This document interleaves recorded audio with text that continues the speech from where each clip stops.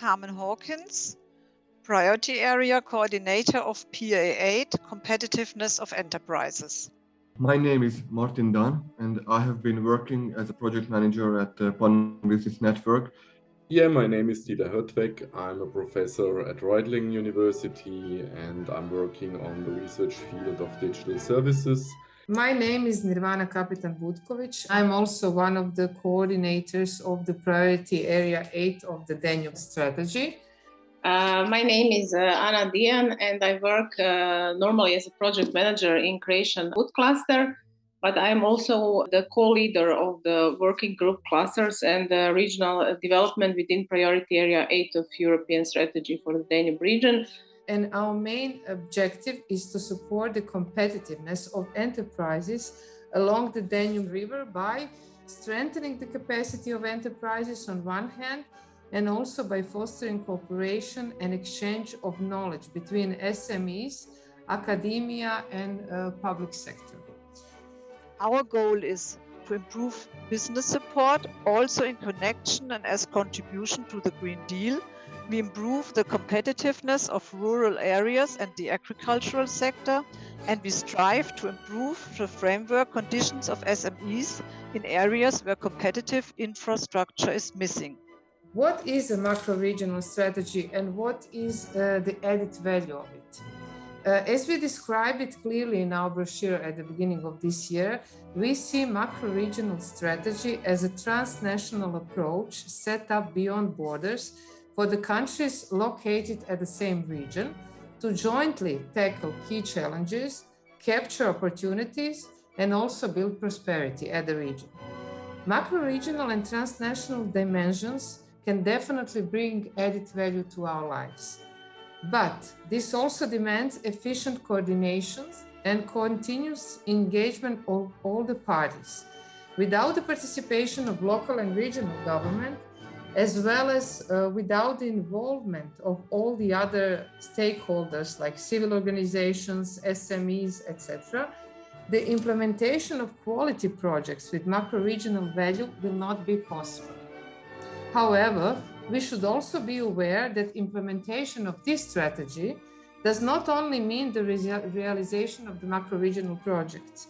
PA8 has 5 working groups which cover the thematic fields of artificial intelligence, digital Danube, clusters and regional development, female entrepreneurship, and innovation and technology transfer. The work on content takes mainly place in these working groups.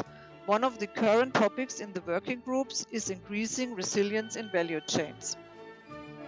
Clusters are concentration of companies, R&D organizations, as well as representatives of policymakers in a particular economy field of one region.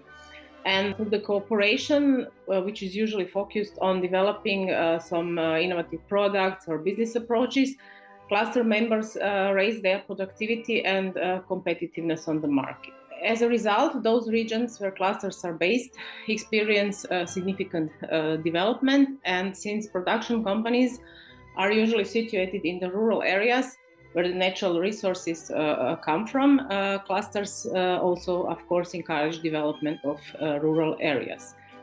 We have to be aware that almost 45% of the European Union is considered as a rural area, and 30% of the population is living in these regions. And this is why clusters are considered to be one of the key tools to ensure competitiveness of the European economy, but also of the whole society. It's something that is developing in the last 5 years quite well, I have the impression, because even very, I would say, skill-intensive R&D work is meanwhile proceeded in Southern European countries, Southeast European countries, with new opportunities, I would say, for the skilled workers there, and new opportunities also for the traditional research and development companies in our countries here in the north.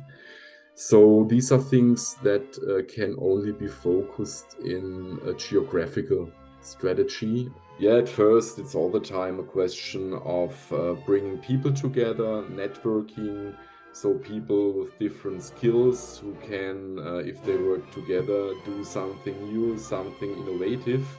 And this includes different forms of cooperation. We are also cooperating with EU and non-EU countries and institutions. So the hub in Maribor and the hub in Tirgumures was strongly supported in the proposal process by our group. We also have good connections and organized exchanges with experienced non-EU partners, so their competencies and experiences are also playing important roles in the upcoming project elaboration. And actually, I'm the head of the working group digitalization of the PA8 in the Danube Region Strategy. And we are looking for opportunities to innovate business models and business processes with new digital services. We are working on questions of circular economy and bioeconomy, supported by our working group expertise in digitalization, where we try to digitalize the circular economy value chains, make them more resilient. It's a cooperation between the working group digitalization, innovation, and also circular economy and bioeconomy.